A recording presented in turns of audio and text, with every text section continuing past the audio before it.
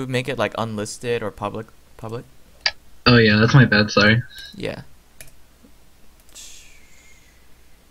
Okay, so the recording started.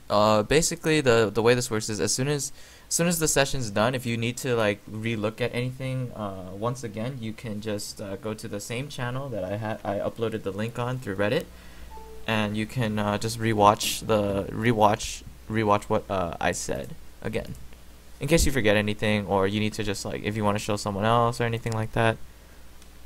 Oh okay. Yeah. I think it's unlisted now. I think it's unlisted now. Okay, hold up. Can you see my screen through Skype? Because I shared through Skype. Yeah. Alright, it's still considered private. I'm just like refreshing it.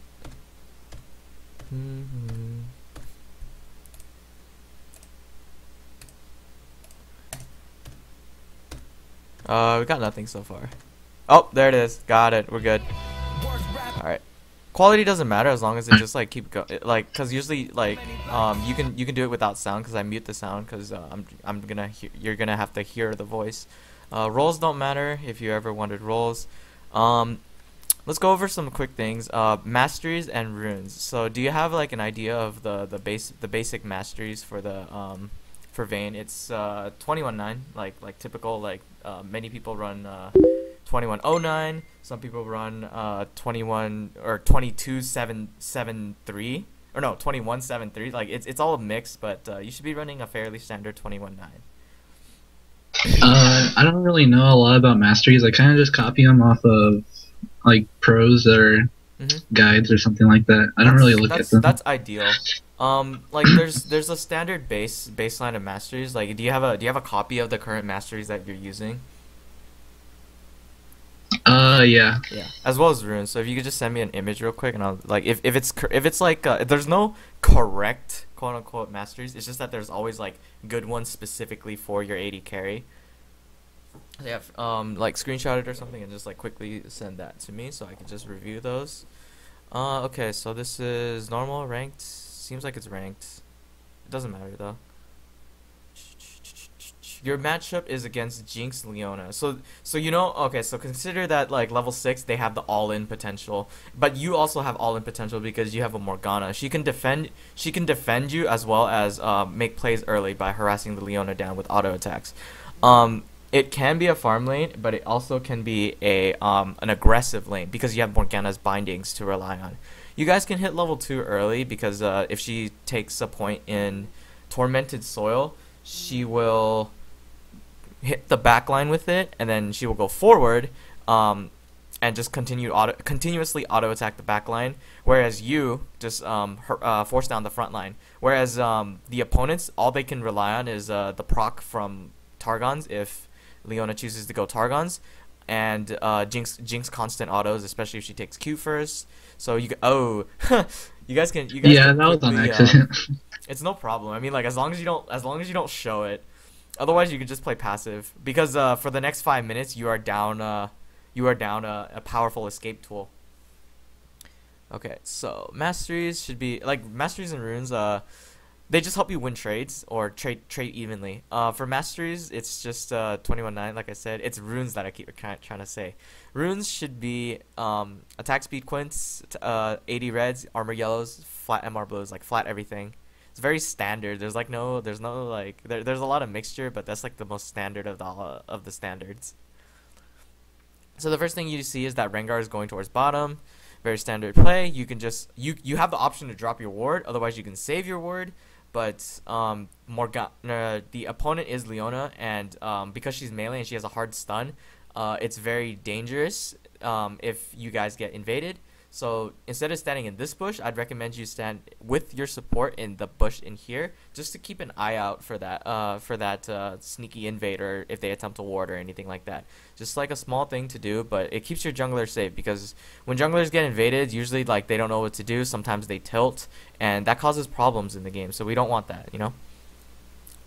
Yeah, I was sitting there because they had Teemo jungle, and I was looking for the cheese like bot lane or something like that. So that's why I was sitting there. Yeah. cheese is something really fun to do. It's just for the lulz. Like just if you cheese you can do it for a lot. It's just that like you have just sometimes people won't trust you with it. Like if you mess it up, it's on you. You know. So you don't have to Yeah. have to do it. It's just it's your responsibilities to know that if you do it's like a high risk high reward thing. All right. So straightforward play. Just yeah. Push the lane. You have to because if they hit level 2 first, they have a strong all in because they could just lock you down with the Jinx W, and then or the chompers, and then the Leona Zenith Blade Q combo, the double stun, the very long lockdown, which will force you to back up and play the lane differently than you would play if you guys were ahead. Now she took binding, which means that she will try to be aggressive. She'll try to land the bindings, try to zone the opponents out.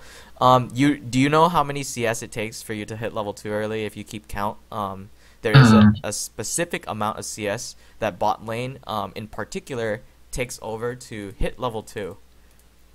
Okay, there it is. See? I think it was 6. No, it's actually you guys take the first wave, that's 6, and then half of the next wave, aka all the melee minions. So a grand total of 9.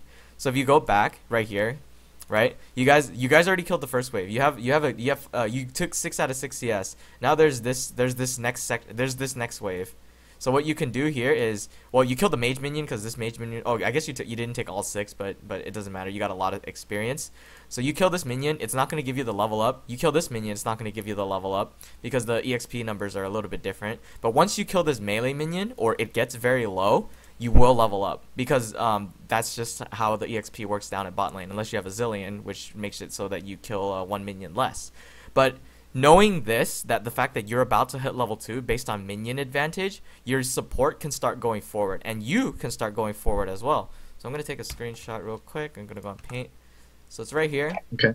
What you can do, what happens is basically when this minion is when this minion is this low, what you can do, you do tend to move and auto, so that's good. You can move up here, auto this minion, and then you will hit, knowing that if it's low enough you'll hit level 2, you can skill up your condemn and then jump on the Leona, because all she has is Q. Like, it's highly likely that she has Q. And so what happens is Morgana can land the binding if you condemn her properly, and then afterwards, well, Morgana doesn't have a level 2 power spike, but the fact that you can pressure your opponent down just by hitting level 2 before your opponent guarantees that you pressure this person in lane, which means that she has to play more defensive instead of being like randomly offensive and just walking up here and just like starting whacking minions and stuff like that. She'll have to play defensively because she knows that you are a threat. Kind of get it? So when this minion, like when you have enough minions that are low, so it's 9 minions. When all 6 are from the first wave are dead, and then half of the next wave is dead, aka 9 minions total, you'll hit level 2 guaranteed. Unless you get an invade, of course, and that's gonna skewer the numbers. But yeah. Yeah, you can basically start walking forward towards when this minion is getting low. Attack it to level up. Tumble to reset your auto condemn, and that will push her to the wall. If not pushing her to the wall, then you could just push her back, which would then make her have to walk forward and waste more time. She'd temporarily get zoned away from some EXP from those, for example. Oh, okay. Yeah. So that you guys hit 2 simultaneously. Now that's a different story. See, now Zenith Blade is down. Keep track of that. Zenith Blade and her Q are initiation tools because they're CC. So if you dodge if the Zenith Blade misses and the binding lands, go for it. You have nothing to. Well, you can hit her too. But you have nothing to fear. You didn't take condemn though, so you chose Silver Bolt. So you're looking for level 3 power spike. So that would mean that level 3 you have to take 1 point in condemn so that you can have Morgana all in, because level 3 Morgana has the option to either take her tormented soil or just put a 2nd point in binding. So she has Q at 2 levels and E at 1 level, or Q, W, and E. It's very dependent on the Morgana player, but she doesn't always have to level up W. She can just max Q because the binding duration is really long. Now, Zenith Blade has around like a 10-second cooldown, I think, if I'm not mistaken, but it's been about 10 seconds, and now you're going to get hit by the Zenith Blade. The binding lands, good. You're going to have to back up because this is where the aggressive play starts. It's good that your Silver Bolts, though, are proccing because she stayed within melee range for too long to attempt to tank the shots so Jinx can get closer and then try to auto attack you down, which she did successfully. But yeah, I was gonna say pop a pot. You popped the pot just at the right time. keep your health above 50% because when you have health under 50%, a lot of people start to play a little bit different. They start to play more defensive because you don't have that extra sustain. So like I noticed that you were back down here when you were under 50%. Now you're suddenly moving up when you're over 50%, but you're moving back now. You're moving back like because there's a lot of minions here, and if you try attacking anyone, like don't like once sure Jinx landed the binding here, but don't attack Jinx because these minions will jump on you, and then if Leona stuns you down, you're in a whole lot of trouble. Oh god, okay, that's the last hit. Good, you're back. She'll be in trouble, but she's not gonna die or anything. Use your ward to ward the bush if the lane's push like this, just so that you don't have to like play so defensive, because you're playing defensive because you fear the Zenith Blade, which is natural. I mean, you can't see where the Zenith Blade is coming from. It jumps on Morg, it jumps on you. It doesn't matter. You don't know who it's gonna jump on because you can't see it. If you place the ward down, she's gonna have to back up a little because like, oh crap, they can see me, so I don't have the threat of the surprise Zenith Blade. Until somebody wards it, like you guys have to play very defensive and very passive. Just sit back and farm. But there's nothing wrong with sitting back and farm. I mean, like the later the game goes, the stronger the Vayne gets because hyper carry damage is just like it's just how it works. Standard last hitting, very typical. This is fine. Use your abilities to last hit. Make sure you skill up your abilities the moment you level up. Like sometimes I skill up my abilities too fast and I accidentally skill up the wrong skill. Like, but you should get into the habit of pressing like control, and then the button of the skill. See, there's the surprise Zenith Blade because that bush wasn't warded. Now that you lost a flash, but you didn't level up Condemn. Okay, exhaust is down. Make sure you time the summoners. It's 3 minutes, because then that means that when you guys re-engage, when your Morgana decides to re-engage, you have the threat of, hey, she can't weaken me, so I can dish out all my damage on her. So should I level Condemn at level 2 or 3 or? You should have one of every ability at 3. Doesn't matter the order. Wow, she flashed and there's a heal. Jesus, mackerel. Leona flashed down, so you add 4 minutes and 30 seconds to your timer. Always get in the habit of burning timing summoners because it's very critical. It doesn't help just you. It can potentially help your mid laner and your jungler at the same time. Because if the mid laner opts to roam down, like, hey, this guy has no escapes, no gap closers, and no flash. Therefore, it's a kill for me, and we can probably pressure an objective or something like that. If, like, for example, your jungler's Rengar, and he was 6, and Yasuo is 6, and Jinx has no flash, knowing that Jinx doesn't have an escape, you guys can get a lot of pressure down there. Now, I noticed that you're not... Oh, dear, a little too greedy, but I noticed that you're not condemning... I mean, not condemning. Not the condemn. It's not the condemn. It's tumbling. You should be tumbling in between your autos because the cooldown's fairly short. If you're maxing it, which is great. When you max it, the cooldown gets shorter every rank. So it should be, and it also adds extra damage to your attack, and it counts as an auto attack reset. So you would attack, tumble, attack. So that would proc your silver bolts instead of just triple auto attacking and then tumbling, because that's not as effective. Just consider it like a reset. It's like getting 2 auto attacks off. Yeah, when I was rushing her, like my Q was on cooldown, and then when she got into tower range, that's when it was up. But I tried doing the auto attack Q and then E for the silver bolts proc, but I fucked that up. So yeah. So like you have to put practice into it, because like Vayne's pretty short range, and if they're really far away from you, it's kind of hard to do. Like it's natural. Like you learn as you play. You play the more when you play the champion more, you kind of get used to it.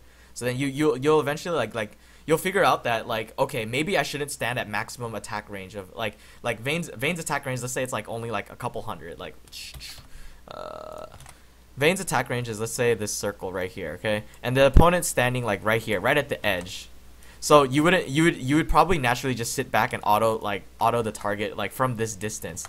When in reality, what you can do is instead walk up here, and so that your circle would be up around here, so that you stay within range of the target no matter what. You know what I mean? Like basically like she's in your circle. She's close enough to you so that you can stay on her with your autos constantly.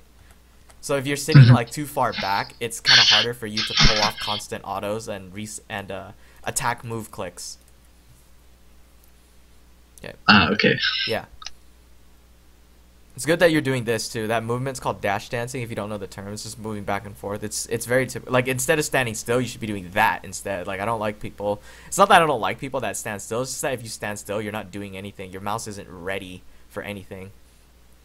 And when you move, Yeah. you're inputting commands, so your champion's ready. So they'll never expect where you're gonna like walk. Like if you walk back and forth in a predictable, like it's left right left right left right. That's what your character's doing. But like eventually, if they throw a skill shot, you're ready to move. Whereas if you just stand still, you're like a quarter of a second delayed. So it's not as fast. It's not as effective. Now knowing that Teemo is there, don't walk too far forward. Good. Okay. Yeah, you can bait shit out like that. Now you know Teemo's there. Now Teemo knows that he's been spotted. He has to leave. You ping like that. Good. Ping that there's trouble over there. Someone is there, and then just sit back and last hit, because you never know if he comes through lane or not. Because he walked to the bottom half of the jungle. He's local. He's nearby. So he's still within the territory. So it's still like you can go aggressive, but it's not safe because he's very close by. Now Rengar's close by too, but that doesn't mean like you should be aggressive yet. Because what if Rengar doesn't have anything ready? What if he's just like backing up? What if he's not paying attention? Shit. So you can't always be like, oh hey, why didn't the jungle show up? Like, oh, I'm just retarded. Like no, you gotta be patient about it. Because if Rengar does show up, right? They know like why did they just back up all of a sudden? Maybe it's warded. Now, 2 people came over there because they thought that Rengar was still like nearby. They thought Rengar was probably like waiting right here where the ward can't spot him. So they both decided to go together to clear the ward, which means that it's warded. And now they cleared your ward, which means that if Teemo or any mid laner were to walk by and somehow ward hop over the wall, like if they go to Dragon and ward hop over it or something, aka Katarina, if she does that, then you're in trouble because you can't see. You also don't have this bush warded, like this bush over here warded, because if you try warding that, it's a little hard. Like it's you get into like dangerous territory if Morgana decides to walk over there, because she'd be out of position and she can get jumped by Leona right away. She would have to burn the black shield on herself, which means that Leona realizes that black shield is down on Morgana. I mean, yeah, if black shield is used on you, it's not used on her. You know what I mean? And if she uses it on herself, it's not used on you. So if Leona switches targets, you're in trouble because you don't have a black shield to protect you. Wow, that binding, really? All right. See, that's why I don't like people standing still. Like stuff like that happens. You're not like that usually doesn't happen, but she probably doesn't know it's warded. Oh god. That she stole that last hit. So frustrated. Condemn that shit. What the fuck? That's like free damage right there. I'm just saying. She walked into tower range with no purpose. Like if she wants to hit the tower, she would have to have Jinx hitting the tower too, because then that's pressure. Because if you hit Leona, Jinx would hit you. You kind of okay, good. Yes, spell shield's on you. Now you can punish her. And 3. Now spell shield's off. Immediately disengage. Good. Because if you don't disengage, she can just throw a solar flare on you. Because you know she has the threat of solar flare because she hasn't dropped it yet. Yeah, always consider. It's kind of like Hearthstone. If you play Hearthstone, they always have that threat that you're worried about. And if they haven't dropped it, eventually somewhere along the line they will drop it. It's kind of scary. It's kind of like having a swipe or a consecration like ready in their hands. Like God fucking damn it, I knew you had that. Now you don't want to condemn like stuff right here. Some people would just condemn right here. You don't want to condemn right there. Like even if she can be seen, you don't want to condemn because Jinx can go all in if you use your only form of crowd control on her. It's good that you keep tumbling to dodge the Zenith Blade though. Your reactions are fine towards it, and it's really good that you keep doing that because then it means that like when it's down, you can go forward. That's not binding. This is the thing. If you can't see her. So if you can't see that, like you know how you were close to the bush just now? Like I'm gonna replay that real quick. Yeah, you have a trinket, so you should use that immediately, so that Morgana has an increased chance to land her binding. Now the question is, with this much mana, what did she do to make it so that she lost all her mana? Did she tormented soil? Don't tell me she tormented. Oh, she must have black shielded and it popped out. I think it black shielded and it popped out. She's not using her soul shackles because she doesn't have the mana. That flash. Yeah, jump on the closest target, because if Jinx is out of range for you, just jump on the closest target. Seems that Leona made a really solid escape right there. But yeah, I could dip her out of that. Yeah, on accident. It's fine. You can condemn her. I think you can condemn Leona in the middle of her thing. I'm not sure though. Like there's a lot of things that I think you can do, but they're not always verified. Okay, so. What you want to do here is you actually can't play aggressive. You cannot just walk up there and farm because you don't have your support with you. They have a not only numbers advantage, but the fact that even if solar flare is down, you still have the threat of getting annihilated by Zenith Blade Q and then a bunch of autos, and also because Jinx's attack speed is much quicker than yours at the current level. because as she attacks, it builds up, and she's really fast. So instead, you could just sit back and you can just sit back under your tower and farm safely. There's nothing wrong with sitting under tower and farming safely. Getting killed under tower is the scariest part. Good. Using your abilities to last hit, that's good. Good. And also knowing your damage on how to last hit is also very, very good. So there's nothing wrong with this. All right. Choosing to back now. Choosing to back now is not the best, simply because you want to grab the cannon minion. But you need to buy items. You need to buy some pots. That's fine. Like it's just because the cannon minion is just like a lot of gold. It's valuable to a valuable tool, a valuable resource that you can take. So instead, Morgana's gonna take it. She's gonna shove the wave. The wave is gonna go to their tower, and the tower is gonna destroy all those minions. I think it gets caught right outside tower range, and they just freeze right there. Well, I mean, Jinx isn't there. If Jinx isn't there, then they lose value. But now Jinx is there, so now they gain value. There's actually, if you're doing the Krugs, there is a soft reset spot right around here. It was shown by UOL's jungler Kikis, the one who did the Twisted Fate jungler. He was ranged, and like he just sat in a certain spot and like just sat there while the minions didn't do damage. So keep note that there is a soft reset spot for the golems. I believe where I pointed it was where it was. So now you see Teemo there. You know what to do. You can't. Well, you should know what to do. You can't. Yeah, you dash dance, you auto. You dash dance, you auto the minions. You don't want to push the wave, because if you push the wave, it means you have to go forward to last hit. And you want to take the absolute last hit. It's not like you don't want to take it. Like you have 119 damage. You don't want to hit the you don't want to last hit if you had if they had 119 health. You know what I mean? You want to last hit if it had like 2 HP, because that means the wave is pushing towards you. So that means that Teemo can't gank. See that minion in the middle that's super low? That's what you would last hit. Now you're in trouble. Teemo's there. Yeah, Soul Shackles, no. Good job. The Solar Flare doesn't hit you that much. Good Condemn. You're going to have to back up. She's going to die. It's okay. It's fine. Just back up. Oh, Rengar's here. You can turn on Teemo. Pop your heal right away. You're dangerously low. If she uses... Okay, good. Oh, nice. That's a kill. Oh, never mind. Guess not. And, yeah, you're in trouble here. Pop your potion, man. Potion's running. It's not that it can't save you. Like it can save you potentially, but not all the time. It's just that the fact that maybe she miscalculates her damage, because if she doesn't get a crit or anything, then she would be in trouble. Because like if your potion was ticking during that time, you probably would have gotten enough HP to survive perhaps one more auto, and that one more auto could have saved. Wow, what the fuck? Could have saved you. This is fairly interesting. So what he could do there to improve is that, first of all, you flash and you just run away like shit, man. Just like he had a clean escape, and he just decided to all in. It's fine though. I mean, right here is no problem. Okay. She has no ult. She has 50% health, less than 50% health. She popped a pot. She has no escape. She can't use E. Yeah, she's dead. That's fine. This is where vision comes in play. You want to ward this bush right here if you're gonna chase them down. Because you can't see, yeah, you don't know exactly where they are. If that bush was warded, you would be able to tell where Katarina ends up. So instead, you guys, yeah, you want to ward this. Good. After you get your boots, make sure you switch your trinket. Doing dragon is fine. Just make sure you rush the bot after, because that CS is valuable to you. Sure, you get the damage buff off of the dragon here, but the CS is just as valuable. CS is extremely important. You do emphasize that you do a lot of CS. Oh, that's a kill. Kite between your autos, good, so you avoid that. Oh, nice. That's a kill. Take it and then just leave it, because you can't chase the Morgana unless a binding lands. I mean, Jinx unless the binding lands. Because if you commit, you guys are gonna die. Like there will be a casualty, and it's not worth it at this point, because giving Jinx more kills is not the best idea, because you're slightly behind only because of that engage down bot lane. You know, she got a lot of money, and don't you just hate it when people have more money than you sometimes? Yeah. Yeah.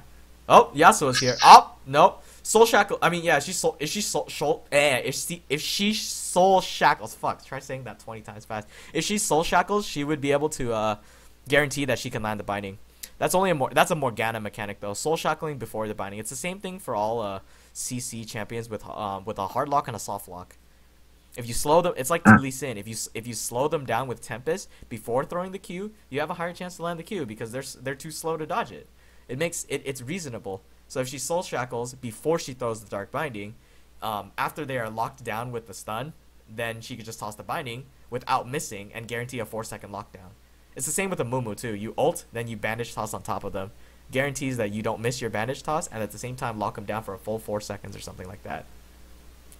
As for Vayne, she doesn't have that. I mean, she doesn't have soft or hard CC.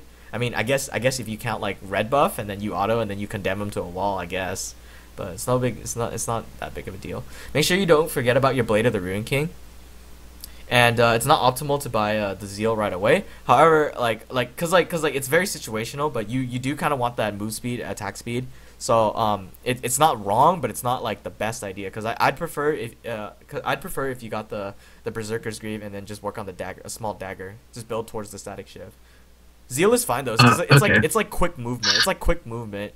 It's like you get the same speed if you built Zeal and Berserker, dagger and Berserkers versus Zeal and just a regular boot.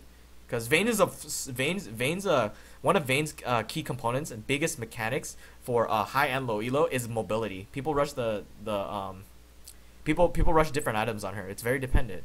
Like, depends on the team comp. It depends on if they have tanks. If they don't have tanks, if they have like 4 tanks, then they don't get like static shiv. They go like Last Whisper, Blade of the Ruin King, and Berserker's Greaves, and Phantom Dancer, so that they don't ensure. Okay, good, condemn. Oh, okay, you got a kite. It's good. This is positional advantage. Now, yeah.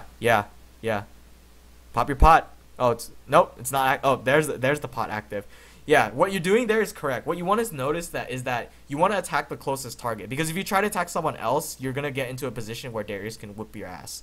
It's good that you're kiting him because like he's melee. You have to know that he is melee and he cannot commit to you. So you don't want to tumble forward. You want to tumble backward. And what you did there was pretty much accurate. What could have been done better is if you warded the bush, because like when you can't see them, you can't perform an auto. You know what I mean? So yeah. I'm gonna go back real quick. This coming from here is dangerous. You don't know if it's warded or not, and if they're up here, there is a 1 in like 4 chance that they have it warded, because like one of those 4 people may have warded it. If Leona dropped one of her many wards over here, down here, they know that you're there, and you notice. Well, yeah, the shroom popped. I didn't see the shroom pop, so that means they knew that you were there the moment the shroom popped. So you have to go down. Yes, that's good. But this forces your team to, because they know that like, hey, you're out of position. This is you being out of position. They're gonna try to capitalize on it. Your team has to follow up because like, oh shit, we're in trouble.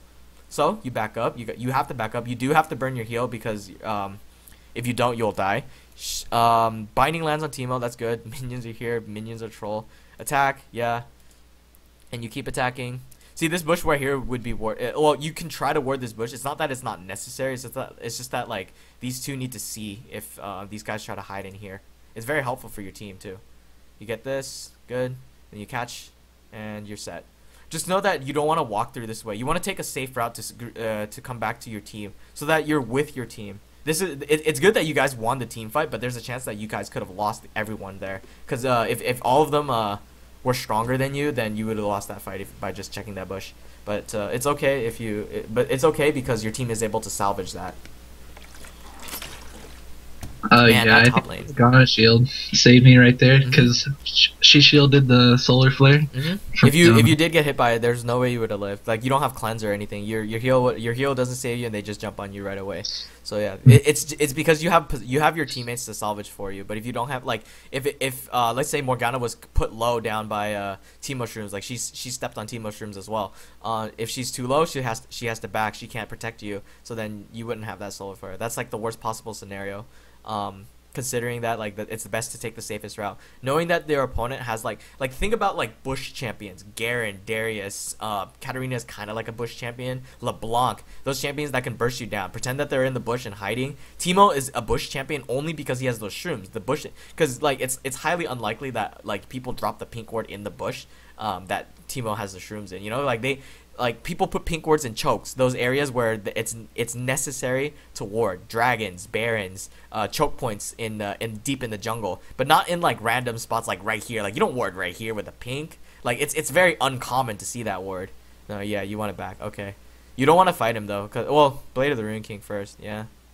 You want to tumble? Yeah, good. You can go forward. He can't kill you. This is a kill. You have to leave after though. Head back to your tower. Don't chase him. Let Morgana take the kill. And then just run. No. You want to keep running, because with this much health, she can actually, if she has flash, she can kill you. That's the worst possible scenario. Always consider like it's because it's Katarina. How do you Blade of the Ruin King like that, Vayne? Lol, you just press the button, dude. I think I tumbled and then Blade of the Rune Kingdom. I don't know what he was Something talking about. happened, but the fact that you get the kill, it's fine. Condemn, good. No, you can't condemn. I was wrong. Okay, look, you verified that in the game. All right, TIL. Careful on check. Yeah, I was gonna say careful on checking that bush. Yeah, this is what your allies need sweeper for. You should like if you have like the threat of invisibility, warn your allies to get sweeper because it's not only helpful for you, but it's helpful for the whole team. And like shit, if you step on a shroom and they're like, hey, where somebody got a sweeper, like you yourself can also get a sweeper to help clear those damn fucking shrooms too. Like it's not wrong to get a sweeper on AD carry. It's just people usually get scrying orb on him. Scrying orb is just for deep placement. Like dropping a warding trinket is only like, it's like you have to be really close. Sweeping them, you also have to be really close. Whereas scrying orb, you can sit far back and scout. You can scout if they're doing Baron. You can scout if they're doing Dragon. You can scout bushes that potentially have people hiding in them, etc., etc. Now you want to look at your team's current objectives and what you guys can do right now. You guys don't have that much vision, so you guys can't see if their opponent's able to do Baron or not. Press tab to see how long until the next dragon is up. Say, hey, we have 1 minute. Let's prep for dragon. Ward up dragon, then push the waves out. Go group towards dragon. Right now, you're just pushing the wave out, but you don't have a purpose. Like, are you guys ready for dragons? Probably soon because you guys took the first dragon. So there it is. You push the wave out. Dude. One more, and well, you can't actually push one more because you want to check your wave and where it's standing, and it mirrors on the other side. You'd actually go deep into enemy territory if you want to take that next wave. So you just leave it, and you guys do dragon. Attention is drawn to another lane, so you guys have the free dragon. So go for it and take it. But to make sure that you secure the dragon, make sure you just have your team secure wards, like just for the safety, so that no Jinx missile, no Ezreal ult, no flying Katarina knife bouncing. Oh dear. Yeah, so it's good that you warded over, but it's dangerous that you checked it alone because you don't have your ally with you. The best option there would be to group with your friends. It's good that you guys. Well, Morgana came back because she noticed you in trouble, but like if for some reason the all in from what's her face, Leona, she doesn't know how to do the perfect lockdown combo, which is the Solar Flare Zenith Blade Q, which locks you down for an extremely long time. She performed the combo correctly, you'd be in trouble. But you're lucky that Morgana was able to help you. Most of the survivals is just based off of your support. Provided that you have a different support, like say Nami or Thresh, they would just heal you and then just leave you and say peace because I can't save you. So yeah, no, that's what I was thinking all game. Yeah. Yeah, you gotta give credit where credit's due, cause like most of the salvation that you're picking up your kills off of is Morgana saving you, and she doesn't really get that much. She doesn't get that much credit. But be careful, Katarina. The only way you stop her ulti is condemn. So you don't want to initiate with the condemn because it's kind of like the Hearthstone thing. If you blow your shit first, then she's like, hey, I don't have the threat of being pushed away and my ult being stopped. I could just all in ult you, and then you have to back the fuck up because how else are you gonna avoid her ult? You have to back up. Like you have to get out of range of it. You gotta tumble. You gotta move away. If you're moving away, you lose auto attacks. And if you try to stay and kite her while she's casting her ult, you get knives thrown at you. Now be careful when you're pushing the wave because again, there's 5 Mia, and okay, so there's 1 shown on map. Now there are 2 shown on map, so you don't have the threat of being stunned, but you have the threat of seeing Katarina. Best thing to do is walk the safest path to get back to mid lane, group with your team, and the biggest thing is grouping with your team. Cause like if you stay alone and push bot lane and they get initiated on by Solar Flare or something like that, you're in trouble because you are the biggest DPS on your team aside from like champions like Rengar and Yasuo, because you are important. Like it's always AD carry is always important. If Rengar and these guys decide to initiate, sit in the back, target the closest target. It seems to be Leona, so jump on Leona. Now it seems to be someone else. Jump on Katarina. Switch targets. As AD carry, they should be able to switch targets fast. Your team has that. Good. You notice that you recognize that your team has that. It's really good that you do that. So if your team is like, hey, you guys have that. All right, I'm gonna switch targets. Oh, that's a kill. Push the lane. Your team has that. Good. Again, you recognize that your team has the kill potential. So you can just switch targets. Yeah, it's good that you do this because if you stick on the target, it's called overkill. You're pouring resources into something that is not like worth pouring resources into. You pour 3 extra autos for someone that could have just died to a Yasuo Q or something like that. It's good that you're also targeting the minions before you target the tower. E. Back up. Good. Wait for the next wave. Take the tower. Tumble in between your autos to get it so that the tower goes down. Oh, never mind. If you don't, if you're choosing the back, that means you're just looking for denial and you know that they're there. I would have just taken the tower and then ran the hell away. You guys are you guys are still safe because it takes a while for them to travel to the actual tower, and it was pretty low. That's all. Okay, defensive. It's fine. Thing is, you have to consider why you would need the QSS. They don't have hard CC on their team, from what I can see. Aside from Leona, like Leona would be the only threat, but you have the Black Shield. You have someone who actually knows how to utilize the full effect of Black Shield. But like this is like a just in case, but it's not necessary. A better option would be like say Banshee's Veil or GA. Because don't forget, okay. Katarina relies on kills. You, aside from Morgana, are the and maybe Lissandra if she doesn't alter herself or something like that, are the squishiest targets on the team. So you guys are prone to being killed first. Yeah, don't forget that. Well, I don't know if it can cleanse the blood stuff, but it cleanses the slow. Oh, okay. You use to cleanse the slow, which gives you the ability to kite forward. Yeah, see, and since Morgana isn't there, remember that his bleed does magic damage, so the Black Shield would actually help you out. Bait. Lol, this the fucking Darius. Catch him with the binding and it's over. What the fuck? Okay, that's pretty troll. Like, just walking in within range of an auto. If he had dunk, she would have died for no reason. He wouldn't even be able to throw an auto. Oh, you see that shroom right there? Note that it's there so that you can have your team sweep it or something. It's not wrong, but you can try it. Invest a pink ward in yourself so that you can just drop the ward down. And this is where also scrying orb comes into play. Like some people like bush manipulation is a small thing in laning.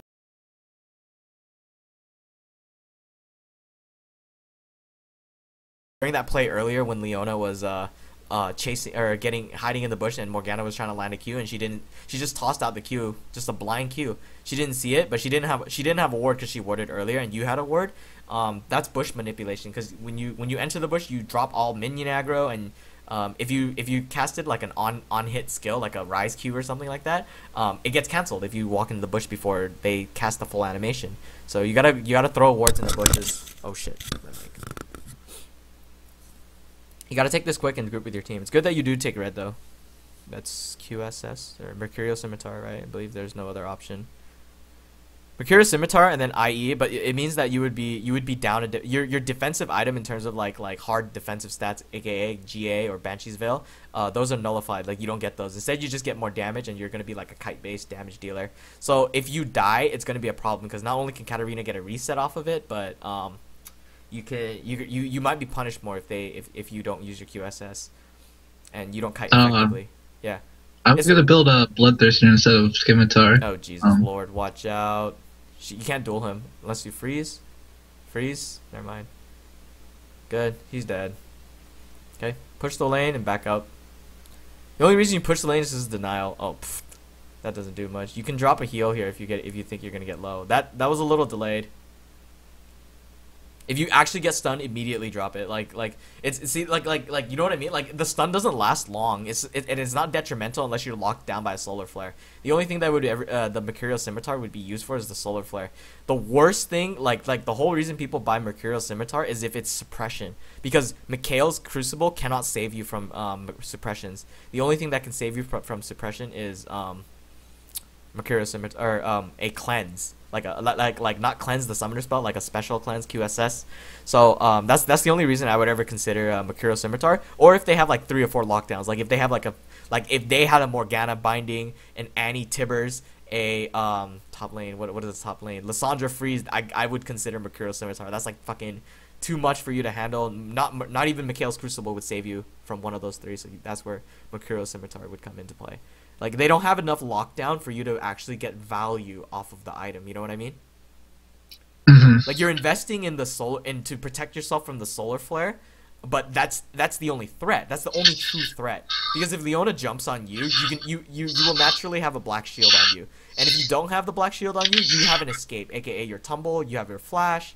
You have an ult and you chain that with tumble. You have a lot of tools to utilize to avoid just a single person who has hard CC. Whereas if they had multiple people who had hard CC and gap closers to get to you, that's where you would gain value off of your Mercurial Scimitar. like even if you like, let's say it's Warwick, you would flash and you would flash, he would flash, he would jump on you. You gain value by just casting QSS. Like he can jump on you. But if 3 people, like example, Pantheon Jax Warwick, and that's a lot of value off Mercurial Scimitar, provided that you don't get provided that they could just all flash. They could all flash on you. That's where you get value on Mercurial Scimitar, because once one of them locks you down, you cleanse it and you run away. Pretty like that's generally the idea of what you'd want to do. Now sieging, oh my god, they're chasing Darius. They're pouring a lot of resources onto Darius, but the best thing you could do is secure an objective as a side. Because if your team pours a lot of resources onto stopping one person, then that means that you lose advantage in team fights. Like you guys took an inhibitor. For some reason, half their team is missing. That's very strange. And well, Baron is warded, and it looks like they're not doing Baron, so I'm guessing this is just like free. But you haven't switched trinkets. It's probably like once you like usually if you don't switch trinkets, you just keep the trinket for the entire duration of the game. So I guess you could just since you're keeping the warding trinket, I guess you just say just like ward places where you need to ward. There's nothing wrong with ward. There's the only thing wrong with keeping this trinket is you don't use it. That's it. But yeah. just use the trinkets if you're gonna keep it. Like just that's as small as I can say. What elo is this, by the way? They just AFK'd. I'm Plat 5, but I think this is like Gold 3, Gold 4. Yeah. Most elos are just like relatively the same. It's just like so close together. Is that you can't really tell too much of a difference. Good. Just hit the inhibitor. You have no reason to focus Darius. Objectives over kills. The only reason you get a kill is because you're gonna secure objective afterwards. That's also key things. This game isn't fucking Call of Duty. What are you gonna do with kills? Like, the only reason people kill in Call of Duty is because they gotta do something. They gotta capture that flag. They gotta fucking defuse the bomb, etc., etc. What the hell, man? Well, yeah, it's game anyway. Yeah, it's game anyway. Yeah. But just end it. Like, focus on ending it because it's free. You know. So yeah. Okay. So it's you have a baseline, like you have a flat line that you are good with. Like you are moving back in between autos. That's fine. Laning phase wise, your decision in terms like the decisions in terms of kiting, like walking, face checking bushes that shouldn't be like when the mid lane happened. The only reason you were saved is because of Morgana. Like if I were in your shoes, I'd say, damn, I'm getting carried by this Morgana. Like you might I may be 12-0, but I'm not 12-0 because I'm good. It's probably because Morgana is the reason why I'm doing it. You know, you gotta give credit where credit is due. So it's not like you did do work, like you got solo kills and stuff like that, but like credit where credit is due, as in Morgana's pressure early. And then so tips like for TLDR, because this is gonna be like short because there's not too many faults in this game. First thing is last thing under tower is fine. Skilling abilities. You should be skilling up one of everything at 3, so you should have all your skills, all your tools available to you at the 3rd rank, like your 3rd level, because then you can utilize many things. You can auto attack, you can auto attack, tumble, auto attack, condemn, get the proc off. You use your full kit to its fullest. You maximize your power as Vayne, even at the early levels. You can do that, and Vayne is a late game hyper carry. If you get kills early, that's great. Secondary, you skilled up 2 points in condemn, and then you still have 2 points in silver bolts. Stick to 1 because with tumble, think about how many gap closers your opponent has, whereas silver bolts, think about how many tanks your opponents have. Knowing that knowing that Leona is someone who would toss out Zenith Blade to initiate on you to catch you. Tumble would be the most ideal. This is where you would ward, by the way. That's the other tip. But Tumble is the best ability to use to kite, because not only do you do constant damage, but you're moving in between your autos. Think about it kind of like because when people move and do auto attacks, when they kite, generally what people do when they kite, even I'm guilty of this as well, because like I'm not used to AD carrying like hardcore. What you would do is you would auto attack, you would walk this way, you would auto attack again, you'd walk this way, you would walk this way, you'd auto attack again, you'd walk this way. You kind of see what I'm doing. You're walking one path when you kite. You go this way all the time, and that's if like at one point when I ranked, in the upper elo. I noticed that in my opponents, so I threw a hook out with Thresh ahead of them. I knew their movement patterns, and I caught them, and then we won the game off of that one hook. So predictable movement patterns are something that like lower elos, they don't know this. Like kiting is fine, you do know how to kite. It's just that like here's a method to advanced kiting. You walk this way, you walk this way, you walk this way, you walk this way. Move in unpredictable patterns so that they can't catch you with, you know, the legendary Leona Zenith Blade. Or Yeah. at the same time, this is another kiting tool. Don't forget, this is a kiting tool. You move this way, you tumble this way. You move this way, you tumble this way. In a zigzag pattern that's completely unpredictable. But you stay on your target. Like you don't just like move this way, then auto attack, then like do into this bush, then like walk forward to auto attack. No, no, no. You want to move, like you want to kite efficiently. You know what I mean? That's advanced kiting. You can get into it takes a long time because that's what makes a good player a good Vayne player. Like the reason why Ghostu is able to do the shit that he does, or Doublelift do the shit that he does. Watch their movements. They don't move in one straight pattern when they kite. They move in multiple patterns when they kite, because then there's no way that the skill shots would land because it's unpredictable. That's the specialty of being Vayne. And the fact that when you activate ult, your stealth, you never know. Like I don't know where you're gonna land when you do it. You know, so that's just a specialty in terms of kiting. Your kiting mechanics are fine. Here's what you can do to improve them: the advanced kiting method. That's one little lesson I can give you. Warding the bush when that Morgana came up there when she ran out of mana and stuff like that. Just warding the bush as AD carry, because you know, when they enter the bush, you can't see them, you can't cast anything, you can't auto, you can't see them, you can't condemn them, nothing can happen out of it. So keeping control of vision on the bush is great, because then, you know, the threat of having a Zenith Blade pop on your face out of nowhere and coming out like at any point, like you don't know when the Zenith Blade is gonna come out. So always keep bushes warded so that you don't get jumped. Okay. And then let's move on to the other point: safe walking. It's kind of like what they do in competitive play. They have no reason to walk through unnecessary paths. Like you don't see people in You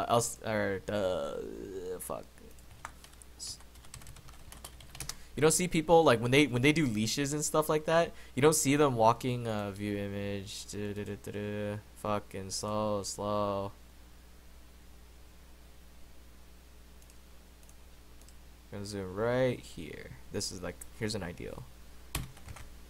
You don't see people when back then in the old days, like it's probably applicable now because some people start it, but the best thing to do is like back in the old days when you walk an unnecessary path, everyone leashes blue, then they walk this way, then they get cheesed right here.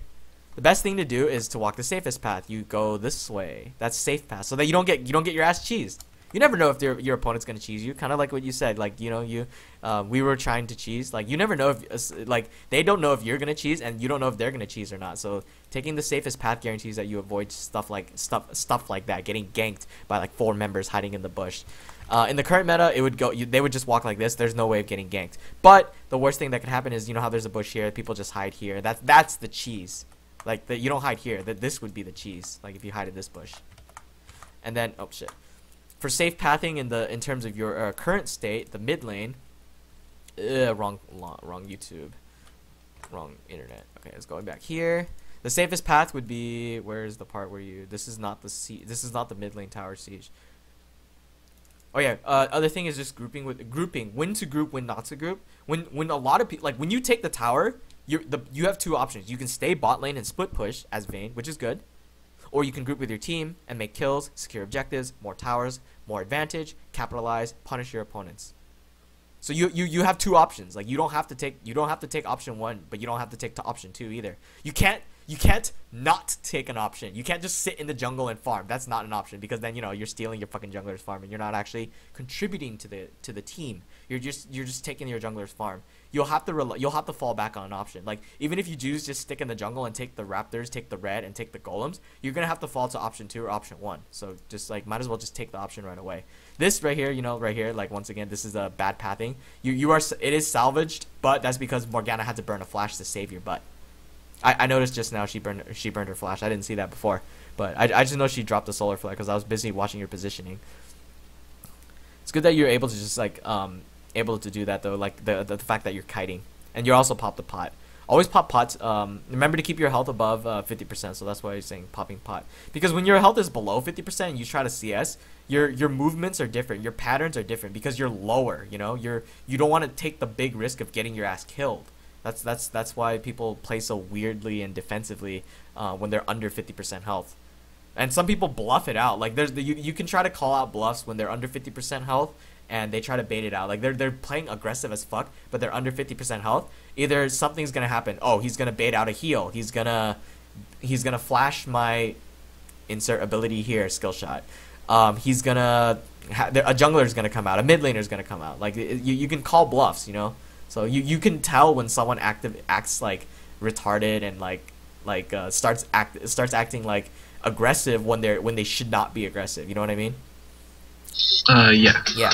Now Vayne, like that's different from unpredictable kiting. Unpredictable kiting is you can be unpredictable. Like you can be 50% health and you can play passive, then be aggressive, then be passive again. They're like, what the fuck? What's going on?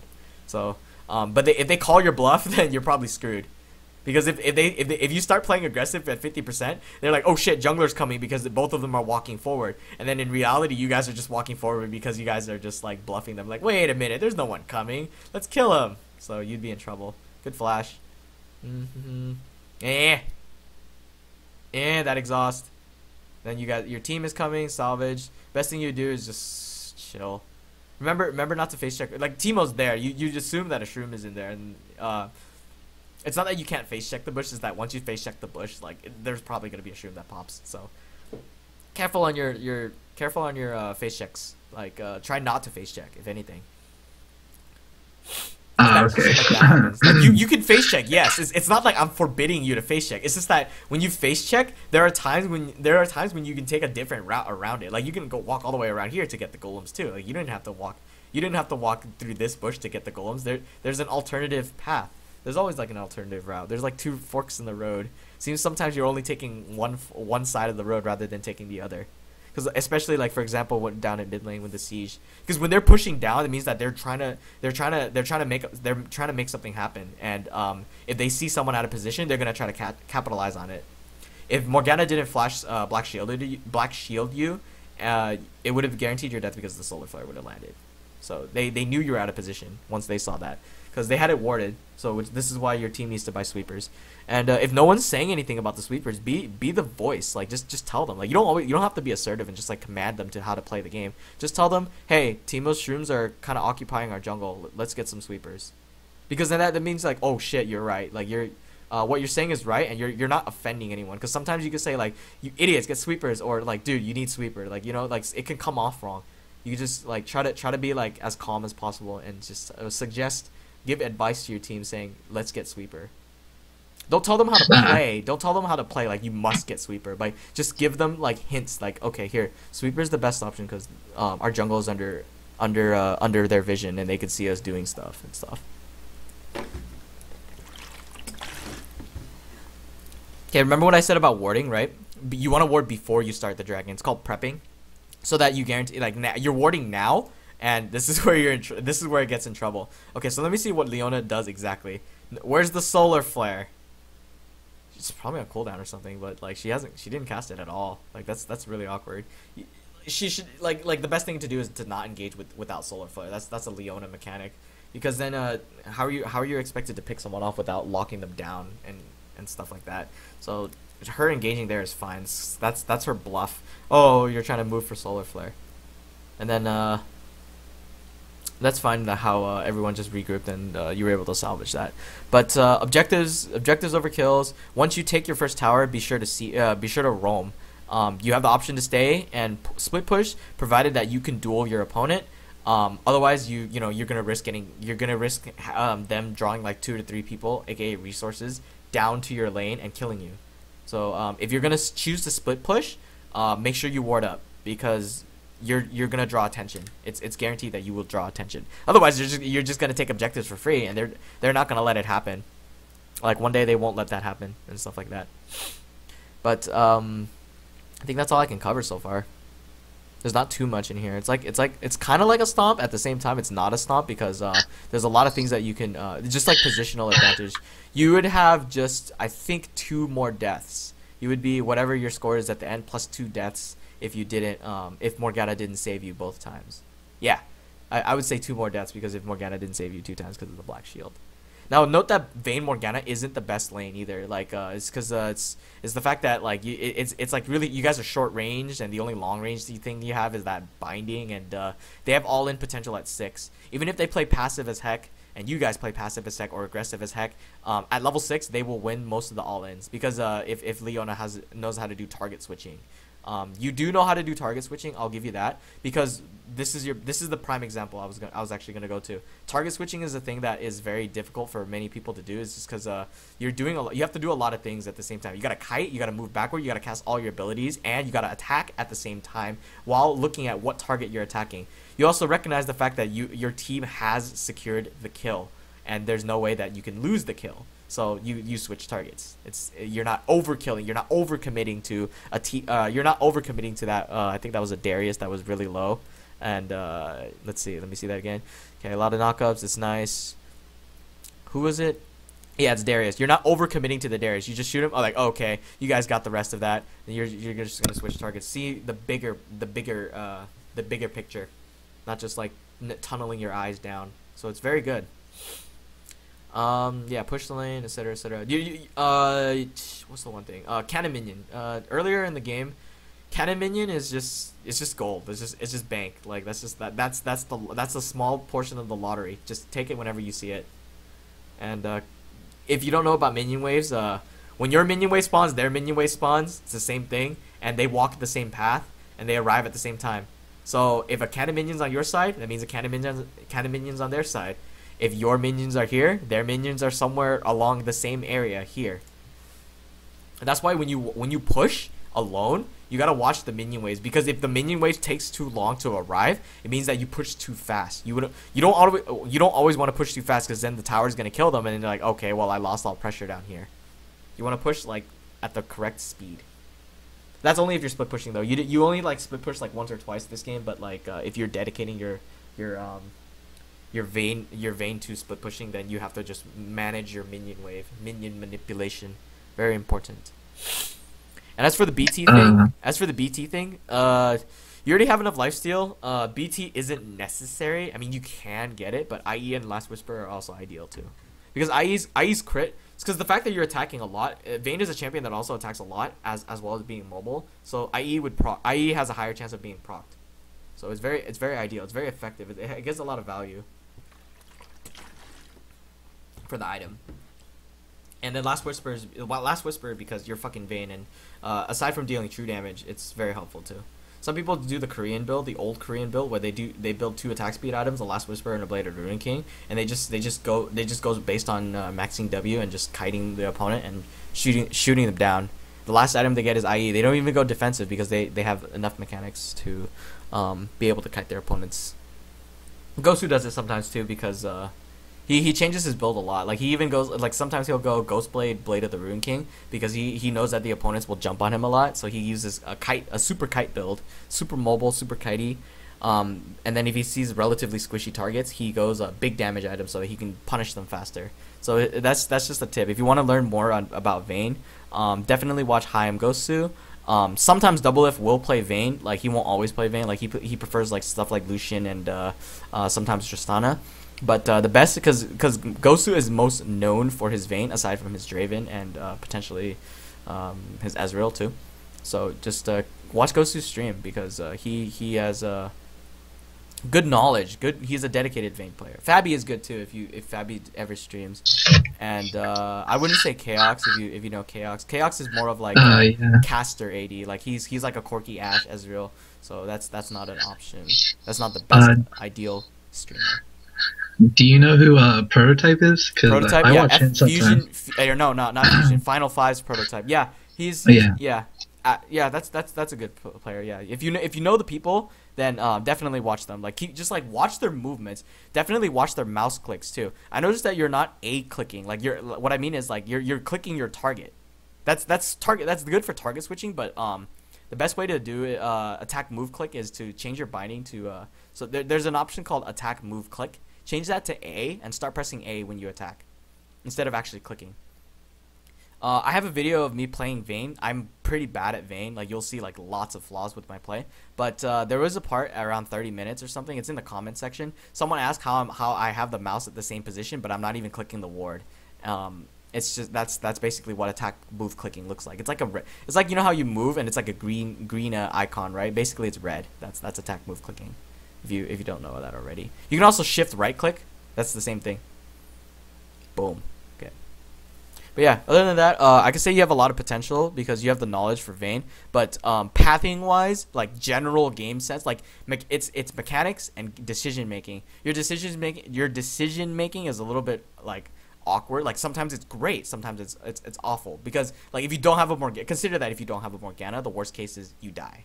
You know, that's decision making. Mechanic wise, you know what you're doing. Like you can shoot people down if you're on a roll. You know, you have the ability to kite, and of course your mechanics will only get better because you know what you can do. Like maybe before you only knew how to kite like one direction. Now you know how you can kite multiple directions. You don't even have to kite just left and right. You can kite forward, kite backward, kite diagonally, right, left, down, etc., etc.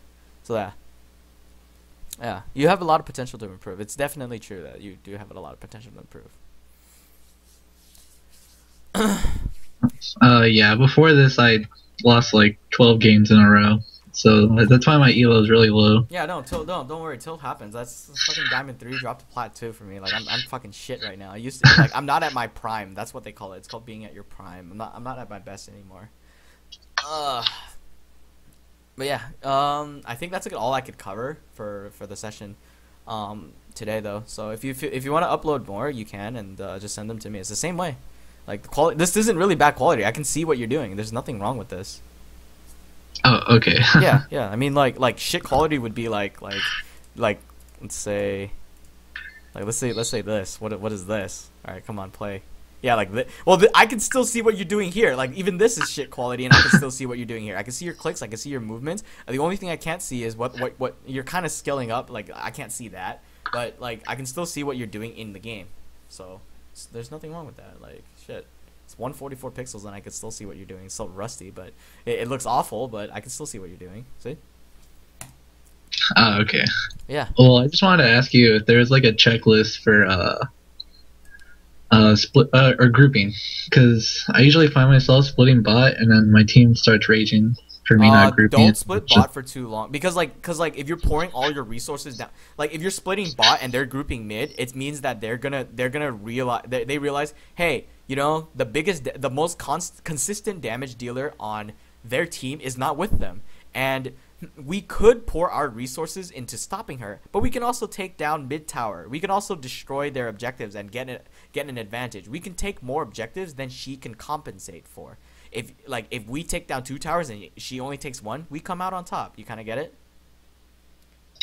Yeah. If they're not pouring resources to deal with you. Like, they send 1 guy to deal with you, that's not enough. They send 2 guys to deal with you, you're getting there. They send 3 people to deal with you. Okay, now you guys can. That's worthwhile splitting.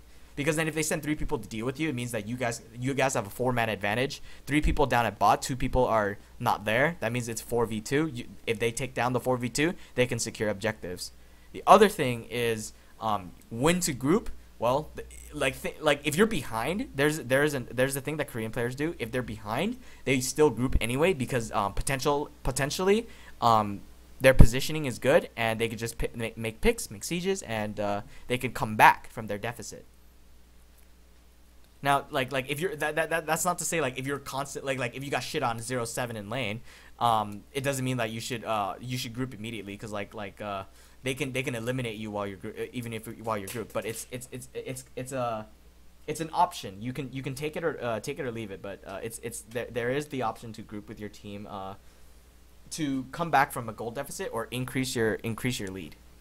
That's there. Split pushing just means that you're just trying to draw attention so your team can take other objectives while attention is being drawn to you. For you taking objectives. Alright. And also, I mean, you can get a big lead while split pushing, but like think about it like this: if it's mid lane and it's like a Ziggs and like a Xerath, somehow Xerath and Ziggs are in the same game. They have a lot of wave clear. Consider that. So if they're constantly clearing your creep wave and you're constantly clearing theirs, it's a stalemate. You're not going to get anywhere with it until somebody initiates and forces a team fight to happen. That's going to take a while. So you can start splitting there, but you don't want to split for long, because if it's a stalemate, eventually someone will initiate. Someone will jump in to take the initiative and initiate the fight. That, like, just consider, like, okay, maybe I'll just go down, push 2 waves and come back. Like, it'll be quick. So don't take too long if you're gonna split and then come back, like split. Just, but recognize when it's a stalemate, you know. So just it's a stalemate when, like, at least 3 waves are cleared and nothing has happened. Like, just waves are being cleared, maybe some harass, maybe 2 damage on a tower. That's a stalemate. Like, nothing fucking happened so far. So then you can just, like, okay, I'll leave. Don't fight. Back up a little. Maybe play safe. I'll be right back. Buy an get 2 waves. Maybe a Krug. Maybe a Raptor. Go back. Buy something. Regroup with your team. See if it's a stalemate again. Rinse and repeat until somebody initiates. It's like pretty straightforward. Is there anything I can do, like, when I'm trying to clear bot? Like, if there's a big wave bot and like, my team is in the middle of the map and then someone gets caught on my team. That's dangerous. You have to make sure you tell your team, hey, back up. But if they get caught, it means that you guys didn't have enough vision. Because most of the time people can get caught from, like, aside from skill shots, they get caught from, like, flanks. So you guys need vision. You definitely need vision, because one thing is for sure, when a big wave is coming, consider this, you can do the same thing to them. But if a big wave is coming and you guys get caught, you don't have too much of a response to that. Like, you can stay grouped and let that wave die down, but keep vision. That's the first thing. This is where Scrying Orb kind of comes to play. They'll know that you'll have to send a resource down to bot, and it doesn't have to be you that clears the bot lane. I mean, you can send your support down there. You can send a mid laner down there. Best thing to do is send the top laner, because they have teleport most of the time down there as well. There's no definitive answer to how you respond to that, though. At least not in my knowledge that I can just, like, think of. But the best thing to do is, if it's a giant wave, go down, clear it, and come back. If you get caught while the giant wave's down there, I mean, it happens. There's nothing you could do to prevent it from happening unless you, like, take the binding flash or flash away from it, but you lose the flash and stuff like that. In response, let's say that situation does happen. The best thing that I would do is just, okay, let some objectives go. Just, like, we'll make some sacrifices. Let's try to regroup. Just don't break down from the mentality. That's it. Like, don't like tilt, or don't have your team tilt. Like, oh, well, you have to warn them. Hey, there's a huge ass fucking wave down here, and like ping it 3 times so that they know that there's a big wave down there. Don't like just like say, don't ping it once, and because if you ping it once, it might not be enough for them to realize, hey, there's a big wave down here, and type in, like, caps or something. Just tell them, hey, there's a big fucking wave down here. I need to get it. Somebody needs to clear it. I will go clear it, and then, like, go down there and then clear it. Okay. If I'm, like, super behind, like, if our whole team is, like, super behind, and there's multiple options. If you're that far behind, I mean, like, you can surrender. Like, there's that option too.